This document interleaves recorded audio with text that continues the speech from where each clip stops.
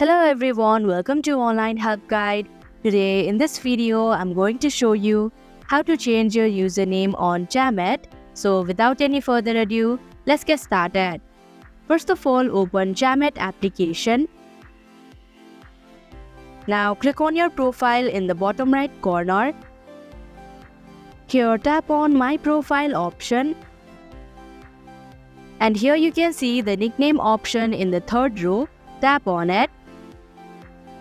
Now remove the previous name and type in a new one. After you're done, click on the right sign icon in the top right corner. So that is how you can change your username on Chamet application. Thank you for watching Online Help Guide. Hope this video was helpful. If it was, hit the like button and comment down if you have any questions or feedback.